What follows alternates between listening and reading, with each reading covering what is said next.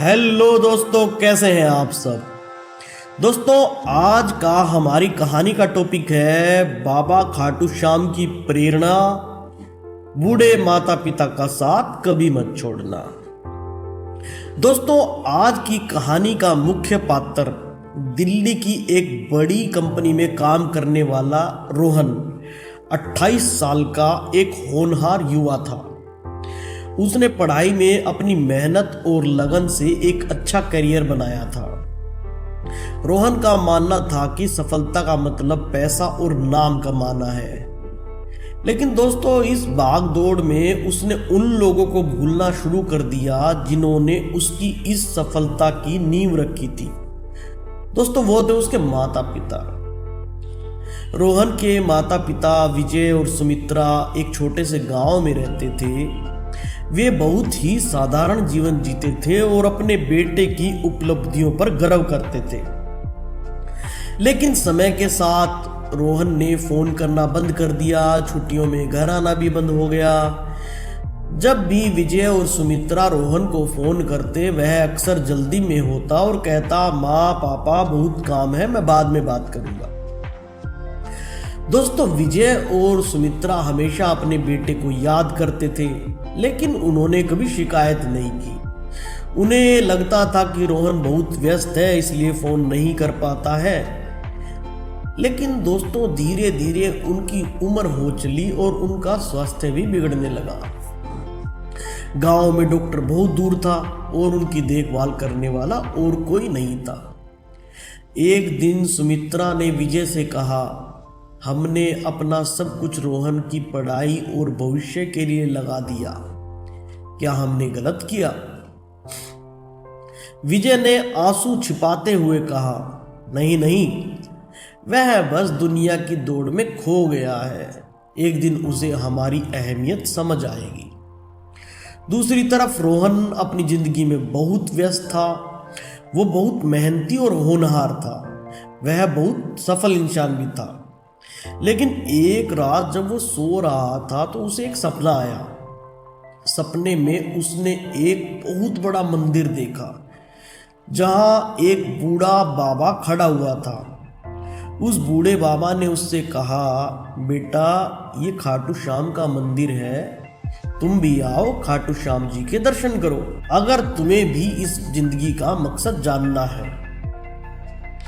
इतने में रोहन की आंख खुल गई। वह बाबा और मंदिर को इधर उधर देखने लगा। उसे यकीन ही नहीं हो रहा था कि ये एक सपना था। वह बड़ी मुश्किल से ऑफिस के लिए तैयार हुआ और ऑफिस जाते ही अपने सबसे अच्छे खास दोस्त अशोक को उसने ये सब बताया। अशोक ने उससे कहा कि भाई, तुझे खाटू श्याम जी का बुलावा आया है, जा चला जा। ये बुलावा हर किसी को नहीं आता। बस इतना सुनते ही रोहन ने ऑफिस से हाफ डे की छुट्टी ली और सीधा घर जाकर सामान पैक किया और निकल पड़ा खाटू श्याम जाने के लिए। वहां पहुंचकर उसने देखा कि अरे, ये तो वही मंदिर है जो उसके सपने में आया था। वो हैरान और परेशान दोनों हो रहा था। लेकिन अंतिम चमत्कार तो अभी होना बाकी था। मंदिर के अंदर थोड़ा सा आगे बढ़ते ही उसे वही बाबा दिखाई दिया जो सपने में उसे दिखाई दिए थे। उसे अपनी आंखों पर यकीन नहीं हो रहा था। उसने एक पल के लिए सपना समझकर अपनी आंखों को मसला, लेकिन ये सब सच था। वो सीधा बाबा के पास जाकर उनको प्रणाम करता है और सीधा ही उनसे पूछता है कि बाबा, मेरी जिंदगी का मकसद मैं जानना चाहता हूं।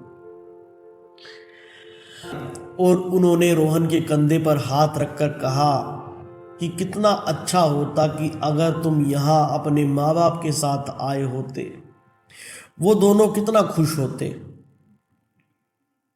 इतना कहते ही बाबा वहां से गायब हो गए और रोहन उनकी बात समझ गया था।